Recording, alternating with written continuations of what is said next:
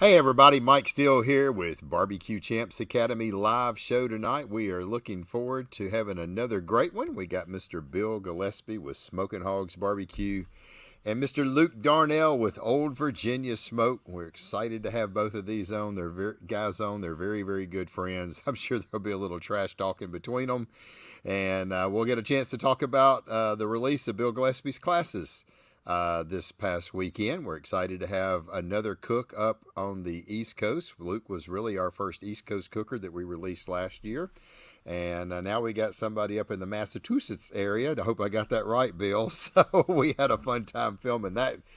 And anyway, so it should be a great show. Looking forward to everyone coming in tonight, letting us know you're here. Hello, Mr. Gordon. Of course, I can always count on you being one of our first ones. We appreciate you being here. Josh, thank you for joining us tonight. John, thank you for being here. And Darren, thank you for joining us down from Houston. That's good. Are you going to go down to the Houston Livestock this weekend, Darren? If you are, let us know. Chris, all the way from Connecticut. Appreciate you being with us tonight, sir.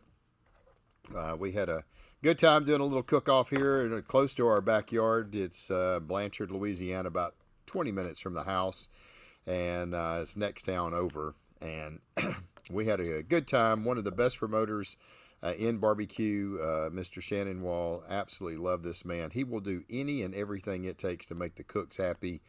Fed us very well. We had chicken and sausage gumbo, jambalaya. The teachers, it's at a high school, and they use it as a fundraiser, and a bunch of the teachers made all kind of desserts for us. He's got like the most amazing cheesy bread you ever ate. And one of our cooks, Tiny E Barbecue, Mr. Tim Esch, he's allergic to chicken. He can cook chicken like nobody. He can't eat it. He's completely allergic to it. And when Shannon was making the chicken and sausage gumbo, he pulled some out for him before he put the chicken in, just so this man could have it. That's the kind of promoter that he is. He always goes above and beyond for the cooks in every way possible. But had a good time. We had a seventh place chicken, so I'm glad at least I'm starting to get some consistent chicken calls.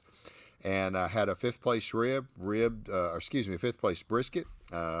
Ribs took a left turn somewhere. They were awfully good, but the judges didn't agree. So we're gonna dust off the rib stuff and try it again. And we're heading over to Irving, Texas this weekend for another cook-off over there, an Outlaw Barbecue Association. Fun times over there, a lot of great people, and we really enjoyed that event. So I want to congratulate Jason White on back-to-back Grand Champions. Now we had him on the prior week, and I had he actually Grand Champion in Blanchard this weekend. And speaking of Tiny E Barbecue, Mr. Tim, he got reserve Grand Champion. So it was a lot of fun hanging out with all of our barbecue family.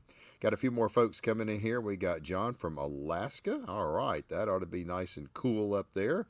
Mark, appreciate you being with us tonight. Let's see, Darren. Yes, I will be there with Maverick Cookers. Cool. Good luck this weekend, and good luck to all the people cooking Houston. Jacob, thank you for joining us tonight. We got Miss Brenda in the house. Thank you for joining us as well, and nice to see you too, sweetie. Mark, see you in Irving. Better call and check in. Yes, I've already done. I got my spot. I got my same little spot I get every year because my trailer's 40-foot long, and we try to get down on the end where we're not interfering with anybody. But I appreciate the heads up, Mark. But I did call, and I talked to Matt earlier last week and got our spot. So, Brandon, thank you for joining us today.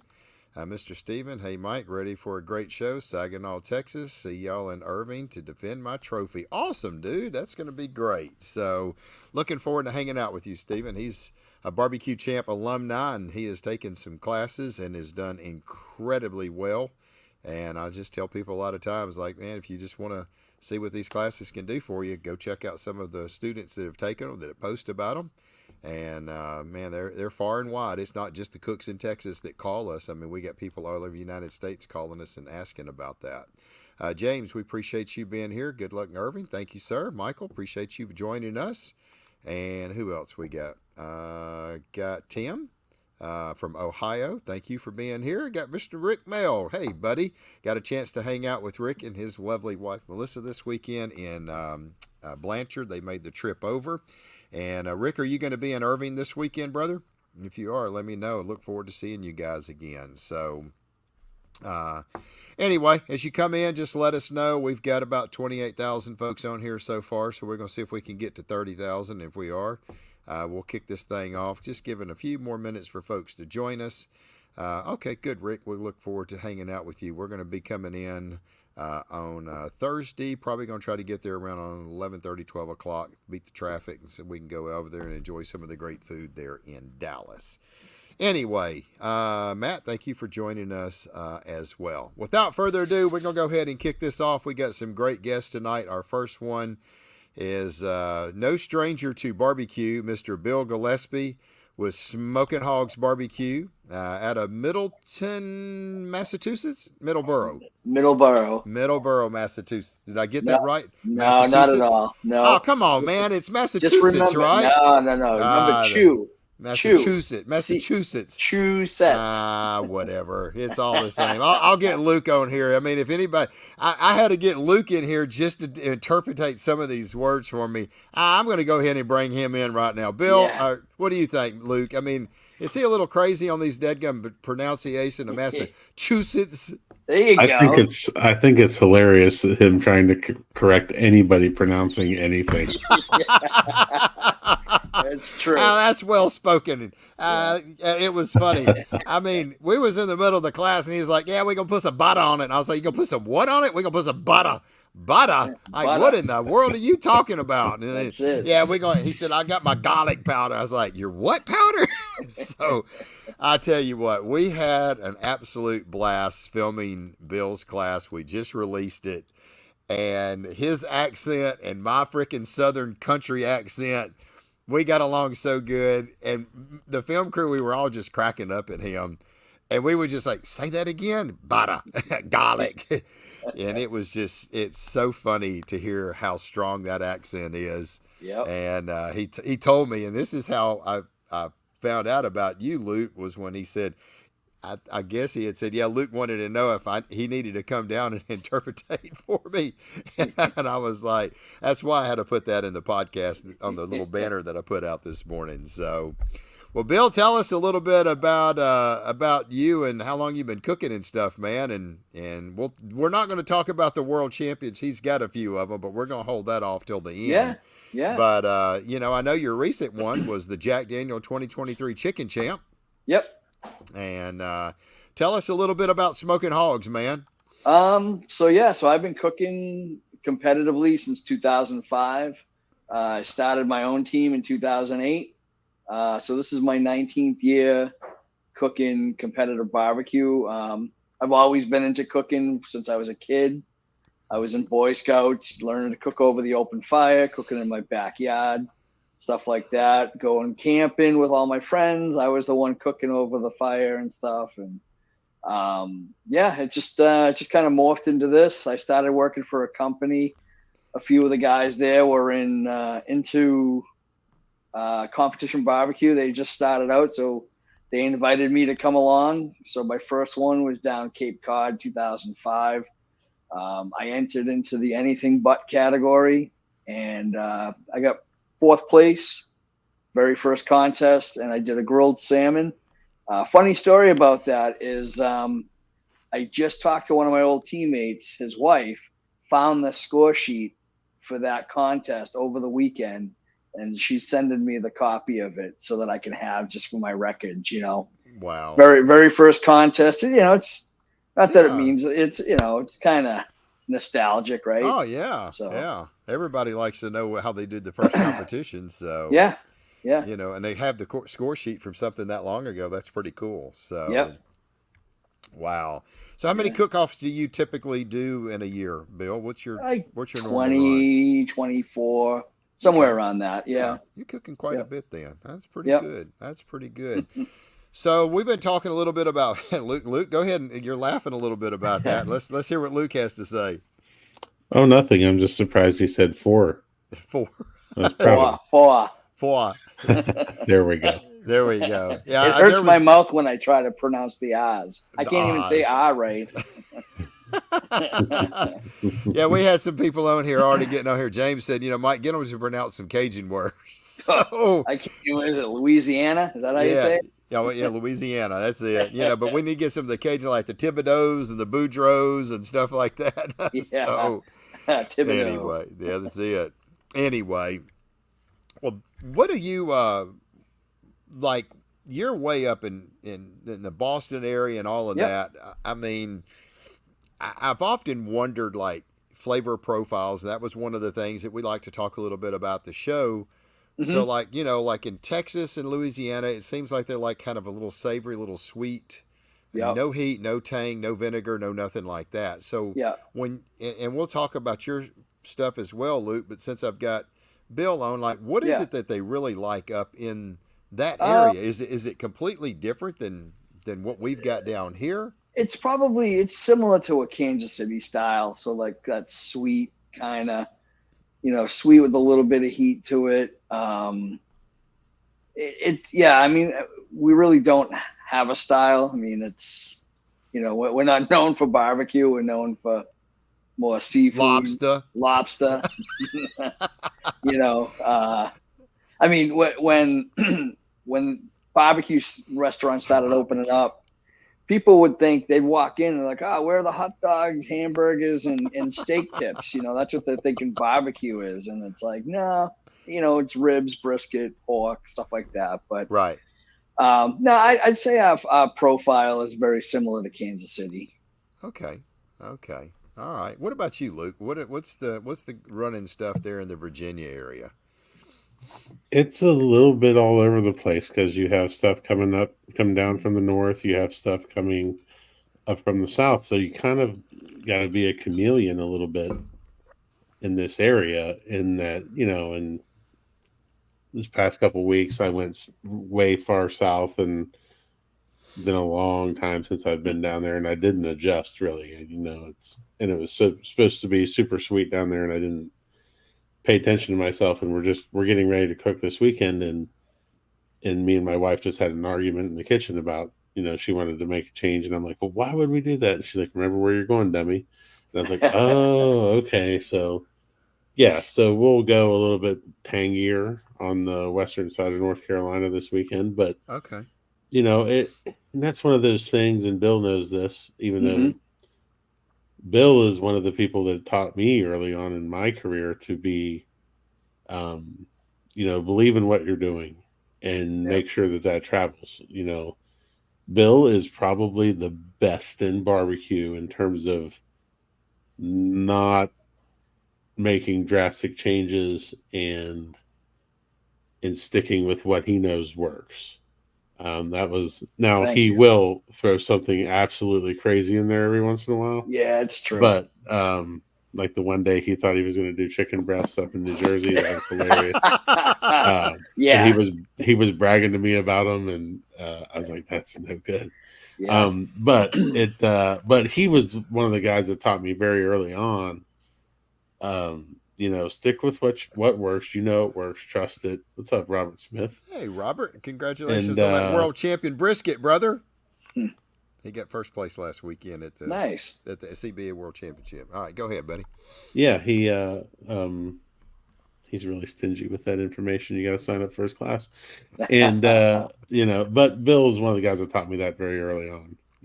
Trust and believe in what you're doing, and that'll take you a lot farther than trying to adjust flavors on the fly. Right. No, thank you. Wow. Appreciate that. That's interesting.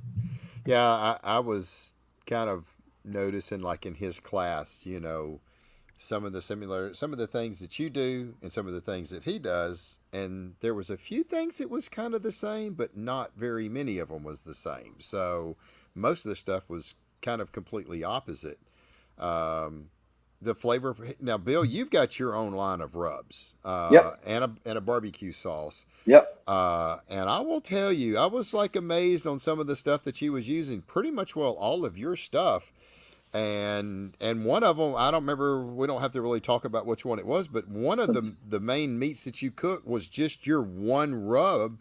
And Yeah. I'm not going to say which one it was. Two of them actually. Two Was it meats. Yeah. Two And meats. I Yeah. tasted that Actually, rub, three.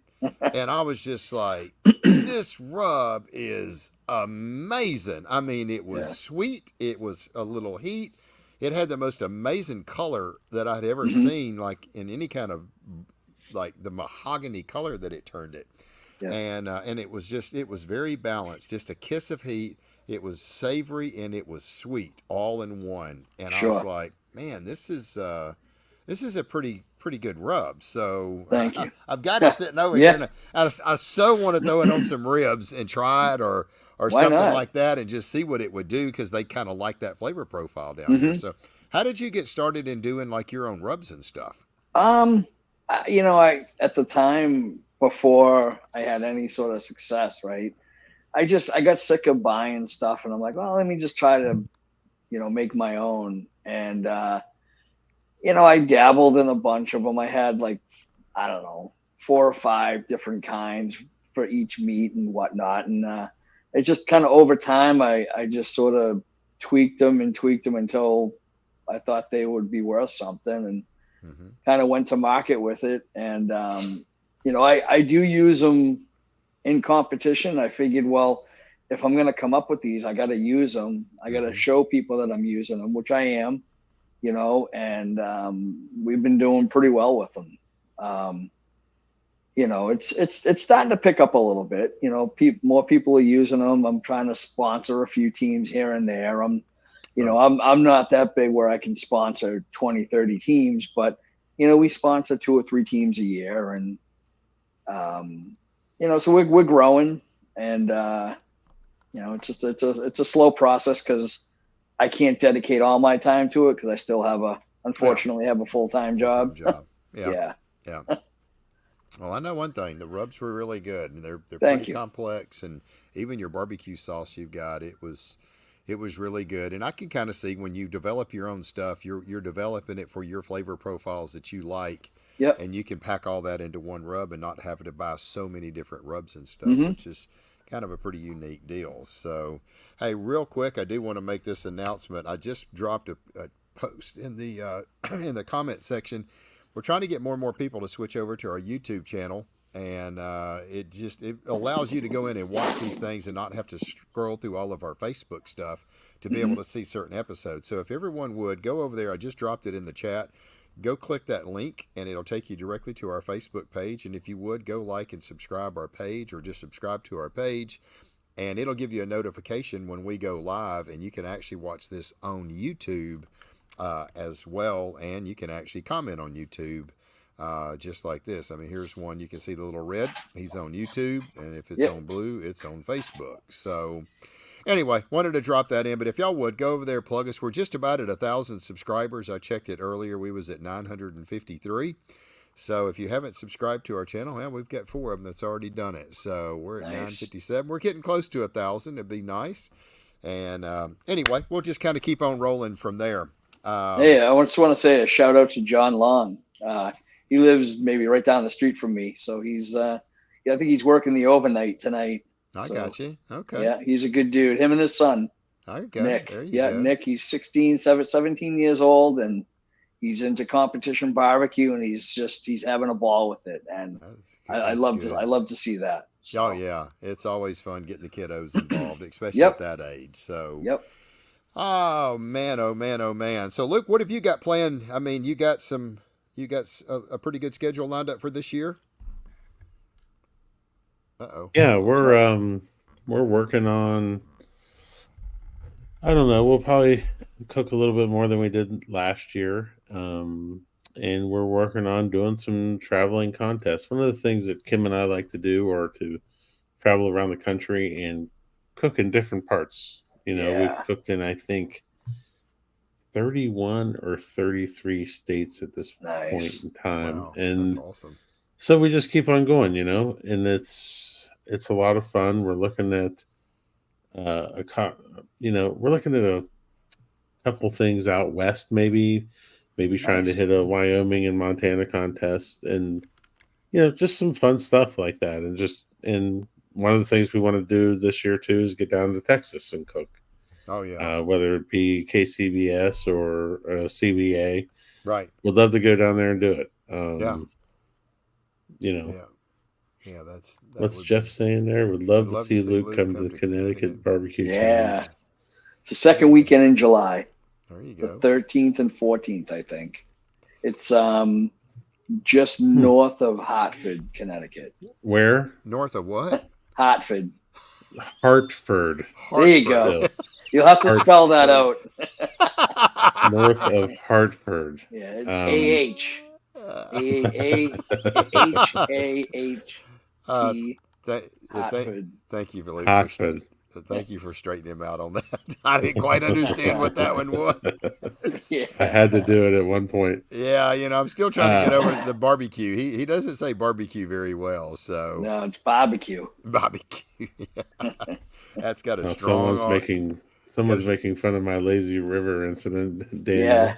Yeah. Well, tell us. Do tell. What happened here? Yeah, I got hurt at a lazy river in Florida. And how do you get hurt in a lazy river? You're just floating around it, Luke. No, it was violent, and those things are aggressive, and they're not safe. It's like walking up a down escalator. That's what a lazy river is like. Oh, good Lord. Everyone I've ever been in, I'm in a float, and I'm just floating around and around. So, what?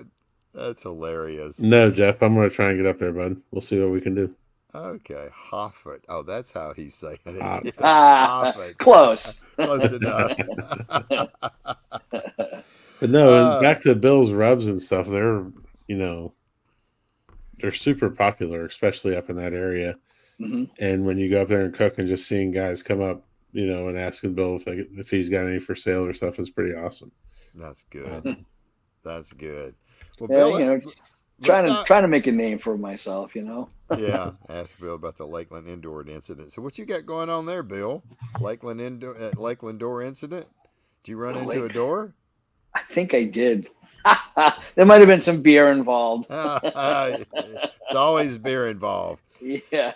Oh, so let's talk. I was fixing to get to that, Gordon. So let's talk a little bit about your class. First, right off the get-go, Gordon's asked, what smoker are you using in your class? So let's talk a little bit about the smoker that you use. Who's that, me? Yeah. Oh, me. Oh, sorry. So I use a Humphreys smoker. It's an insulated cabinet smoker made up in Maine. It's a reverse flow. It's got the firebox in the bottom, cook chamber up top. You can get it with a drop-in water pan or a slide-out water pan. The ones I use have a drop-in. I usually put an insert and I fill it with about 2 gallons of water. Some people use sand, fire bricks. I just prefer water. I've always used water in mine. And the reason I use the insert is because it's easy cleanup. I don't have to worry about cleaning out that stainless water pan. Right. Because those can be a pain in the ass to clean out. So I just use the insert. I've been cooking on those, since 2013. I started out on a WSM. I had a small little New Brunswick offset. I had, I don't even know. But yeah, the cookers I use now are Humphreys. Yeah. I really liked how simple the cooking process was on that thing. I mean, you literally, the cooking class part was pretty short because you just set it and you forget it. And pretty much, yeah. There's nothing to do on that thing. Yeah, so, you get some sort of a pit controller, and it's a set it and forget it. I mean, you can certainly the ball valve. You can certainly use that to regulate if you wanted to do it manual. But for competition, it's the pit controller is kind of like my binky. Yeah. It's yeah. So you try to stay consistent and that's what's going to get it for you. Yeah. Yeah. Well, I noticed that even like the brisket. I mean, you're not too many. It's really cool because we've got so many different pit masters that's been on now. You was the only one that really cooked a brisket low and slow for so many hours. Yeah. So where a lot of these guys are turning and burning. I mean, Robert, I won't even tell you how fast Robert Smith cooked his brisket in the class. I was beating him up on the set as we were filming. I mean, his brisket was done in 2 hours. Wow. I was like, what in the heck did I just? Now it was a thin brisket. He got a brisket and it had a little gash in it, and he said, "I'm going to show you how to fix this." And it wasn't real bad, but he went in, he feathered that thing out, and he got it. He had that drum ripping about 450 degrees. Wow. And I mean, that brisket was on for like an hour and 15 minutes, and it was already like at 190 degrees. And I was like, wow, what am I Yeah. witnessing here? And he wrapped it, and I mean, 45 minutes later, that thing was done, and I was like, please, I was just, he said, well, normally it's 3.5 hours. He said that one just got done a little quicker. Man. So, and then, but everybody cooks a little bit different. So, Yeah. So uh, he could show up at a contest at 6 a.m. and basically. oh, he don't even put nothing on till 6 a.m. I Yeah, mean, that's what I'm saying. yeah, I think he puts all his big meats on like at 6, and they're done. His brisket's done in 4 hours. Wow. And so 6, 7, 8, 9, 10, 11, maybe. And yeah, it's resting, and in the Cambro it goes, and he's ready. So it's pretty crazy. I mean, it really is. So what have we got? Can you fit one of the back of a Lexus Humphrey's? That You is, certainly can, and it was proven in Lakeland. Yeah, that's funny. I borrowed a cooker from a buddy of mine down there, and he showed up. He's like, "Yeah, I'm gonna have it in the back of a trailer." He shows up in his Lexus, and there it is in the back of a Lexus. I'm like, Wow. "That's awesome." That's so cool. That Yep. is so cool. Anyway, but yeah, your classes was really detailed. You had some very simplistic stuff on some things. You had a lot of different techniques. I was really, man, one of the techniques that you did on the ribs I had never seen, and I'm not going to tell you, but man, that was the coolest thing on what you Cool. did with the ribs. So Yeah. it was really cool. But a lot of different techniques and things that you did. Flavor profiles was really good. I mean, everything was really amazing. And to me, I really wanted to see like how you did the brisket. What did it taste like? And I will, because that's kind of our bread and butter down here. Yeah. You're in the Texas area. Yeah, you better have a good brisket. Right. The first one I really got a chance to taste was Luke's, and I was like, come on, man. What does this guy really know about brisket? And, man, he cooked that thing, and I took a bite of it, and I looked at him, and he's like, what do you think, man? I said, are you going to cry? And he was like, man, I don't know. That was pretty good. And I was like, Luke, man, Luke does a hell of a brisket. I said, Luke, that brisket was good, man. And I was like, it actually had a little salty pop to it, and I did not expect that from the guy in Virginia. I just, for some reason, I just didn't think that was going to hit. And man, did it pack some flavor. Like, God, that brisket was good. So all of Luke's, I mean, your ribs and stuff were crazy. And some of the things that you did with the Compart de Rock, and I'm not going to say anything else. If you want to know how to cook a Compart de Rock, both of these guys did them, and man alive, were they phenomenal. So 2 outstanding classes, and it's really neat to see perspective of cookers on the East Coast compared to so many of the guys that we've got in Texas, and we got Mark Lambert in Tennessee and Robbie in Georgia. But yeah, it's pretty cool. It really is. And it's funny because Bill and I cook the same brand of rib. Yep. But we both cook them so differently. Yes. But when you taste them, you're like, Yeah. And that's one of the best things about barbecue is that there were 1 million ways to skin this cat. You can do it so many different ways. And, just this weekend, I watched one of the best of all time cook a contest on a cooker he'd never cooked on before and did it all on one drum. It was fascinating to watch, fun, and I think he got lucky. Yeah. But, what did he do? Like 1 rack of ribs or 2 racks? He did 2. Did he really? Yeah. Wow. Yeah. Wow. That's crazy. It was impressive. That is impressive. Yeah. Yeah. So what would be the one tip, Luke? And I'll go to you first. Like if there's a pro tip that really helped you become a better cook, right? What is it that you think that has really helped you become a better cook over, say, the last, from the beginning, like when you first started, and then I realized I made some mistakes here, and then I started changing things here to become, what are you, big time world champ, 2 or 3 time world champion. So what do you think is the one thing for the backyard cook or the competition cook that will help them be more consistent in their cook to try to get the grand champion?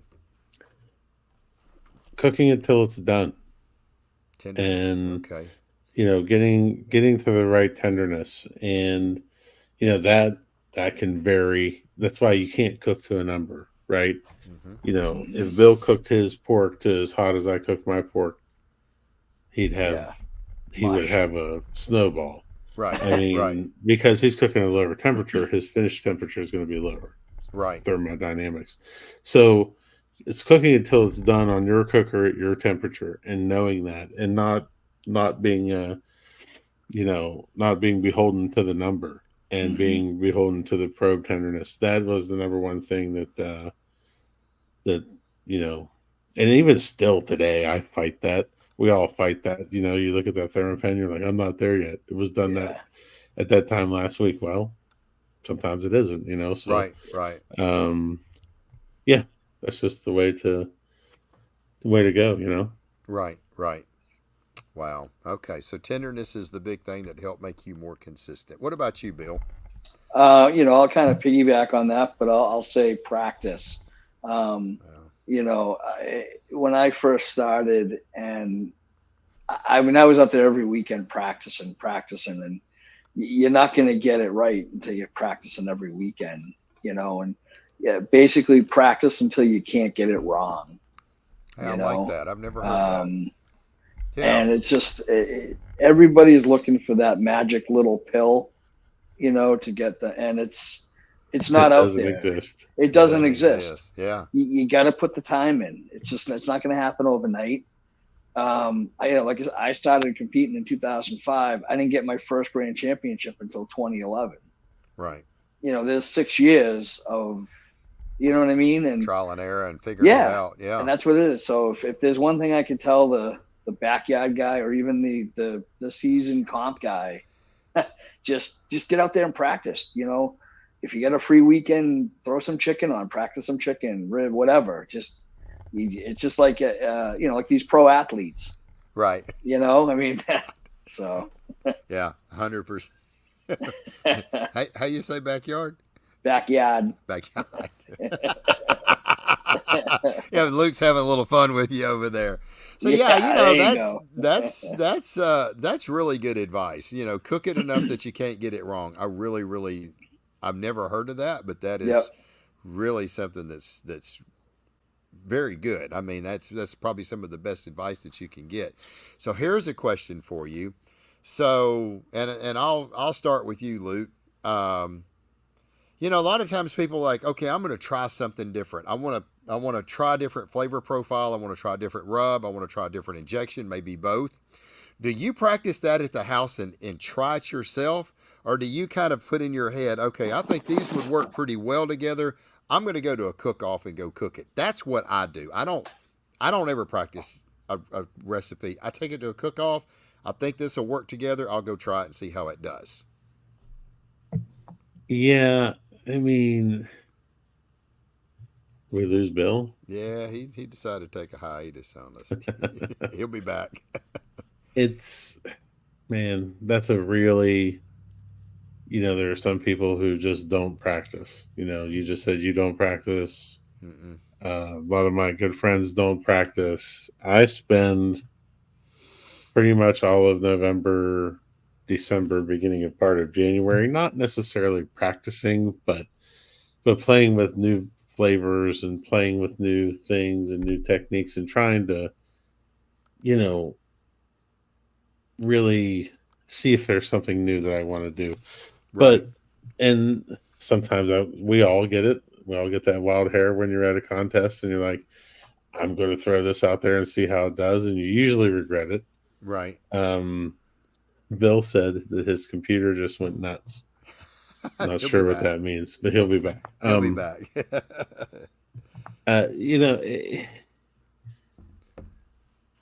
It's one of those things. The old adage that I used to learn from pitmasters sitting around the fire, the Mike Richters and all those guys from back in the day, was you try something. If you're going to try something in a contest, you try it for 3 contests. Right. Right. And you try it for 3 contests. That's when you get a solid body of, is that change going to work? You are correct, Tim Nestor. Tim does have. Yeah, the general speaks. You're all right, Tim. That's 100% accurate. And that's just because Kim has a better palate than I do. Right, right. And part of making these changes is surrounding yourself with people who are going to tell you the truth about your food and who can taste the difference. I'm getting a lot better at it, but I'll never be as good as her. Yeah. And that's part of the things with making changes. And so I've got my program. There may be a little tweak here, a little bit tweak there, but I generally try and stick with it. Now I do play with stuff in the off season, and the number one, I explained this to somebody last week in Florida. This gentleman was telling me how he has a hard time learning from barbecue classes, such as he was talking about my class and specifically on here. And I said, I gave, this is my major tip of the day for this. When you're learning something, when you take a class, the next time you go cook and it's a practice, try and replicate it. Exactly. 100%. Yeah. There's you do your stuff. You're going to have your routines, but try and cook that program. And try and cook it and try and get it to where it looked and tasted like what you learned. And then decide from there, once you've done it, that will give you the confidence to incorporate some of those changes into your own program. Yep. That's really good advice. That's really good. I've seen some people, and there was one person on here that may actually speak up that's in our group that I've seen earlier, but they were crushing it, killing it. They took some of our classes, and then they kind of got away from it and started trying to implement some of their other stuff. They have taken 2 or 3 barbecue pitmaster classes on BBQ Champs and was killing it. Kind of got away from it, started doing some other things, and wasn't having the success, and went right back to doing what they were learning, instead of trying to make it their own. And Grand Champion, the very first cook-off that he went back to doing that. And he told me that when we was at a cook-off, and I was like, wow, and sometimes I think that's sometimes it's, I don't know what it is. I don't know if it's, I want to try to do it on my own, or I want to try something. But if you start trying it on your own and it's not working, then don't get too far from what you learned. I think little tweaks are fine, but I think if you start doing some silly things, it can get you all of a sudden like, wait a minute, I was doing good. I've made these changes, and I'm not doing as good. If it's not working, go back to what you got, what got you there. So, and I think you're right. I think you got to practice enough that cook and make it replicate what I did. So, and that's one of the things that I get feedback on our classes at BBQ Champs. They can go back and watch this a cajillion times, and they can get everything exactly right on the color of the meat, how they're doing it, and simply like how much injection they're doing, how much rubs are going on it. They don't miss it. They're not having to guess. So I'm going to let Luke play the guitar behind him.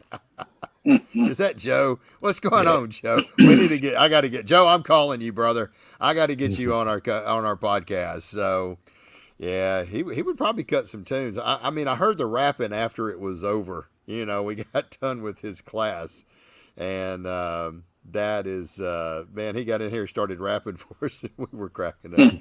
We talked about bucket list last week. What's on your bucket list? Yeah, that's pretty cool. Yeah, what is on your bucket list? Good question, Stephen. What's on your bucket list, Luke? Bucket list for barbecue, or just bucket list in general? Probably bucket list for barbecue. Bucket list for barbecue. That's a tough one. Joe. Yeah, he wants to hear that guitar cutting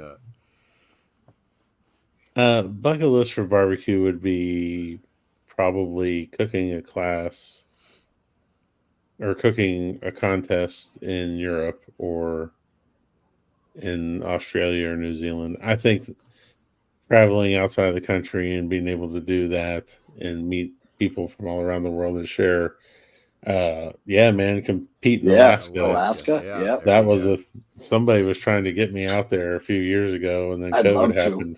I'd love to go too. And that's something, which that ties in a whole life bucket list, Yeah. going to all 50 states. Kim's been to Mhm. 49. I've been to 46. Okay. My two that I need to go to are South Dakota or North Dakota and Montana. I got you. Nice. Luke's in Australia. He said it's nice. Come on down there. I've never met Lucas, but we've met each other, or Yeah. we've talked to each other for a long time. What a great dude. Yeah. And I would love to go out there too. And but if I can get out to those two states, then Kim and I can go and get our 50th together. Right. And we said we would do it and cook a contest in Alaska. So go. Nice. That would tie it in. That would be pretty cool. And also to go sailing with Bill Gillespie. There you go. Go sailing with Bill That's Gillespie. right. There you go. Well, I think Philip Breeden was on here Boats last and hose. week. Yeah, Philip Breeden was on. He said his bucket list is he wants to win the American Royal. He said, I want to win the American Royal. He said, plain and simple. He said, I'm young enough. If I got it in me, I've got 30 more years, and I love cooking. And if it takes me 30 years to win the American Royal, I'm going to keep going until I win the American Royal. That's like his bucket list. His bucket list, he wanted to get a world champion. He got that. Now he wants to win the American Royal. So, that would be a bucket list for me. I mean, how cool would it be to say I won the American Royal? So, what about you? What about you, Bill? I can say it is pretty cool to have won the American Royal. Yeah. Right back There we go. For me, I mean, there's a bunch of things, obviously cooking overseas, hitting all 50 states. I'd like to cook Houston, that's Memphis in May. I've never been to Memphis in May. I think it's pretty much what everybody has for their bucket list, Yeah. Not to copy Luke, but that's funny. That's funny. Wow. To win the American Royal again. Wow. Wow. Oh, shots fired. Oh, goodness gracious. Again, oh, goodness gracious. That is hilarious. Well, I tell you what, it's really cool. And I think everybody's got a certain bucket list they like. All right. So, Bill, I'm going to kind of throw it back to you. We was talking about changing, like if you change something, do you practice a recipe change at the house, or do you kind of got an idea of what you want, what you think will work together, and go cook it at a competition?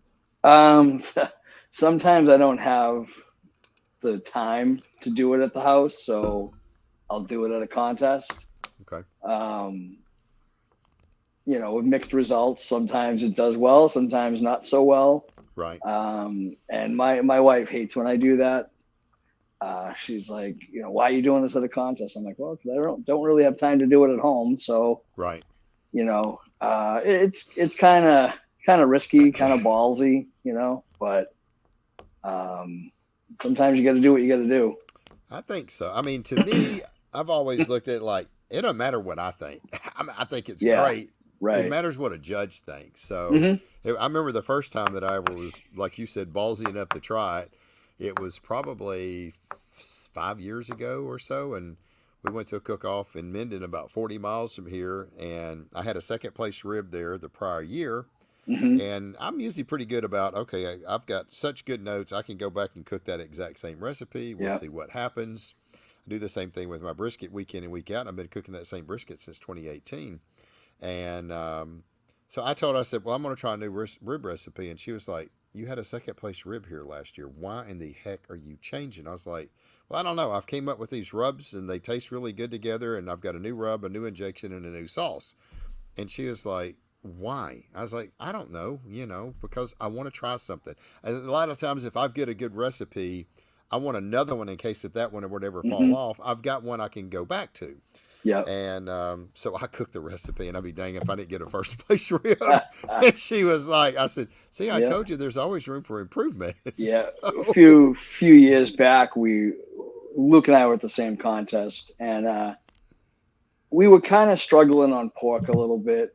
And I had always wanted to do like massive slices in the box. So yeah, Luke knows where this is going. So I put in these massive slices, and I go over to Luke and I show him a picture. Are you talking about pork boxes? Pork, yeah, like they were massive, and they were softball size, right? Yeah. And I showed Luke a picture, and I'll have that up for you in just a second. Yeah, he says, Luke goes, "What the hell is that?" And I said, "That's my pork box," and he just started shaking his head and laughing.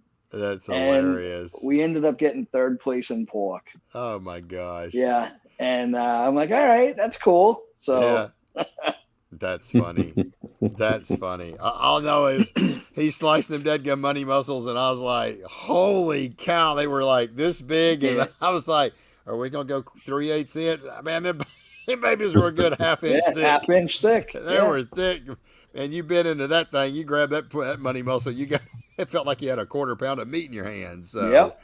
But I'll tell you what, they were hot, and they were juicy, and they were tender, and they were freaking delicious. So there's that. So like Luke said earlier, there's more than one way to skin a cat. So anyway, oh goodness gracious. Anybody got any questions for our guest tonight? Feel free to fire away. We've had a couple, and it's been a good night. We've had a lot of fun and talking about a lot of different things, and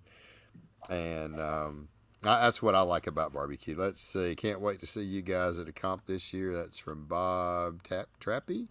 Bob Toppy. How's that? Toppy. Bob Toppy. Toppy. Oh my gosh. So. And the Brothers of Destruction. Yeah, Brothers of Destruction. That's it. Anyway, but yeah, it's been a lot of fun. I mean, I think barbecue. I just love the barbecue family with us all getting together and sharing ideas and talking about things and stuff like that. To me, that's one of the best things. So let's see what we got. Perfect Storm is one of the best rubs out there. So that is Robert Smith's rub. Perfect thing. No, that's my rub. Oh, that's yours. Robert's got one that's Perfect Storm. Yeah, this is the real Dan Patrick. The real, okay. I borrowed his trailer in Lakeland. I got you. And so we call him the real Dan Patrick. The real Dan Patrick. That's awesome. Perfect. Yeah, here we go. Perfect. How's that said? Perfect storm. The perfect storm. That's hilarious.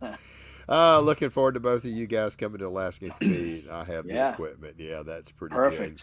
I just need a couple of WSMs and I'm good to go. Yeah, you're good to roll. So anyway, and I don't know, it could not have gotten any better, but he told me he wanted to cook on a Humphreys, and I was like, can you? He lives a long ways from here, and he flew in, and I was like, man, I don't have one, and I've got drums, I've got WSMs, and I'll just put it out on this chat board and see if I got somebody in Louisiana that's close by that, maybe I could borrow one. And I'm like, Bill, a Humphreys, they're made in Maine. We're in Louisiana. I don't see that happening.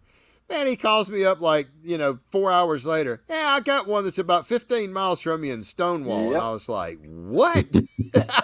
Yeah, he said I could use it, man. No big deal. Literally, I pull out of my driveway. I'm at this guy's place in 12 minutes. Yeah. And I'm like, and it's a big one. It's one size bigger, I think, than what Bill cooks on. And I was like, so that was really cool. It was perfect. Yeah. It worked out really, really well. So, all right. So we got a little trivia question for everyone tonight. And the first person that I see get it right across my screen, not your screen, because my screen's the only thing I can go off of. We're going to ask a trivia question. And the first person that gets it right gets our 20 championship backyard barbecue recipes. You get the classes for 1 month. And if you have an account, I can add them to it. If you don't have an account, you can send me an email and I will set the account up for you in the morning and put them in there. So listen closely. First person that gets this right. How many barbecue world champions does Bill Gillespie have? Now, this is either meat or overall, but total, and he's counting the meats as most people do. How many world barbecue champions does Bill Gillespie have? First person that gets it right. And, of course, right off the get-go, Jerry Miller, 4. So he got it. 4 barbecue world champions. Now, Bill made the argument that it was 5, but Luke and I was like, nixed him, like, dessert is not barbecue. But it was at a barbecue contest. That's not barbecue. But it's also Sean's world championship. It was my wife's world champion. That's right. So that's she's the one that cooked it. That's right.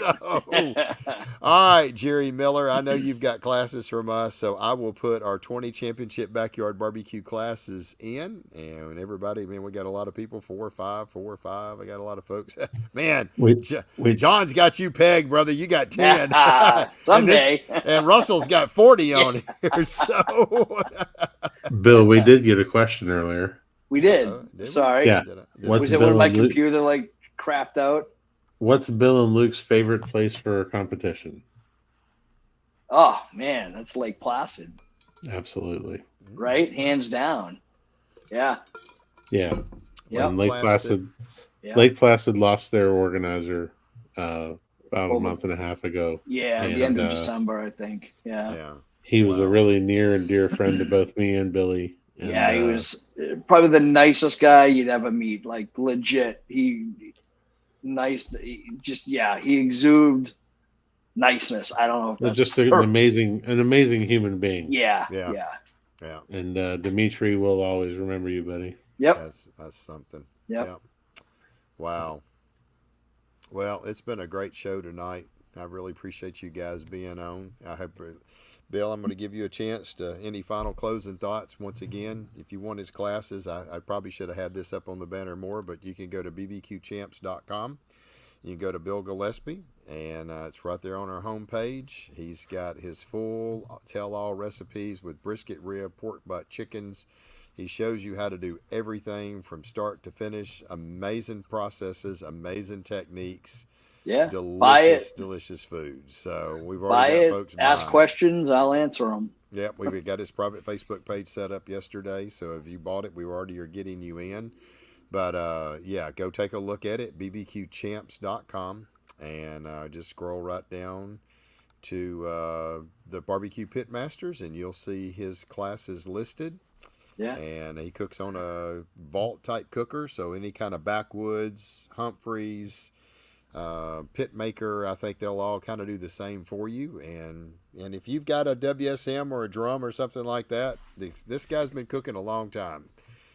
He can help you out. So I'm sure he can walk you through that because he used to cook on WSMs. But Bill, if you got any sponsors you'd like to thank, brother, go ahead and take the time to do so. Yeah, I got Compart, Whiskey Bent Barbecue, Butcher Barbecue. I'm gonna forget a bunch of them. Snake River Farms, Springer Mountain, Royal Oak, Hammerstall Knives. I'm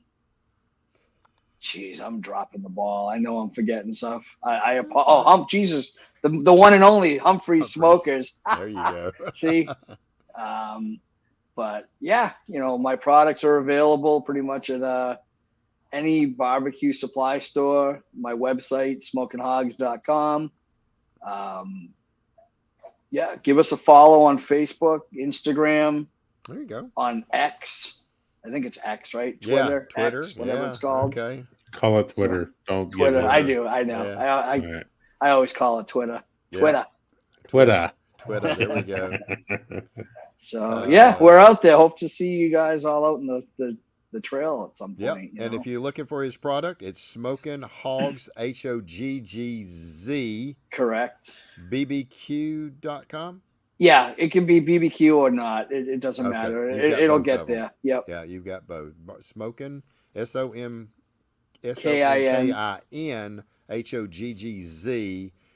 .com or bbq.com. So anyway, appreciate it so much, Bill, and glad to have you part of BBQ Champs Academy. Yeah. Thank you for coming in and doing this. Tim, thank you for the kind words. We try to really have really good podcast and just talk barbecue. That's what I like. So great show. Nice guy. All right. Luke, brother, you got something you want to, any sponsors you want to talk about? Oh, sure. Love Compart Farms, Snake River Farms, um, Blues Hog, Gateway. Um, who am I missing? Big Papa Smokers, of course. Um, not a sponsor, but been doing a lot of traveling and stuff, and wouldn't be right if I didn't give a shout out to Yeti. Okay. Just the amount of Yeti products that I have that get me through a contest is amazing. Yeah. And especially traveling, driving 16 hours each way and 2 contests full of meat and everything. It's just having the right tools to do stuff like that. That and all the people involved, that help you throughout doing these things is amazing. So yeah, absolutely. Big shout out to Cooters and Smoke in Florida. Those guys are awesome. Real quick, look, heck, man, we got to talking about barbecue so much we didn't talk about your podcast. So real quick, let's plug that podcast and when it comes on and where they can hear it. Oh, great. Yeah. Gosh, Pitmaster. How did we forget that? An Old Virginia Smoke podcast. We've been interviewing, all of the best pitmasters, current, past, some future, for the past, gosh, how long has it been, Bill? Bill was guest number 1. Number 1, yeah. Willie, wow. Bill was guest number 1. 2020. During COVID. Yeah, 2020 in New Jersey. Yeah. And the podcast is in a bit of a transition right now. We're still going to try and stick to weekly for right now, but we're going to be going a little bit away from individual pit masters and more into topic specific stuff. Nice. But we're going to continue to interview pit masters and do things like that. And we got to keep it interesting. Absolutely. And there's just fun stuff that we can do. We're going to start doing a lot more live recordings at contests. Yeah. We'll be recording one this Friday. Me and Brian Corbett from Smoke and Scully's will be recording one in which we don't have a set of topics. We don't have guests. It's whoever comes by, whatever they want to talk about. Yeah, absolutely. And just keep it interesting. It's in a bit of a transition phase right now, but Bill was guest number 1 on the podcast. That's awesome. Guest number 1 and guest number 99. That's true. 99 as well. And then you were just on recently as well. So wow. Yeah. That's awesome. Wow. Well, I appreciate you guys taking a little time coming over, talking a little bit of barbecue. We learned a lot of little things, some great little tips in there, especially with the little tweaks that y'all like to do. Tenderness for you and practice for you, Bill. I think both of those are amazing. I think you're right. Cook it. That's a great line. Cook it till you can't mess it up. I think that's just absolutely great. So anyway, I appreciate y'all so much. Thank y'all for being here. And as always, we love our loyal guests that we have each week. Appreciate y'all so much. And Lord willing, we'll see y'all next Tuesday night, 7 o'clock Central, 8 o'clock Eastern, as we close out all of our podcasts. Y'all go out there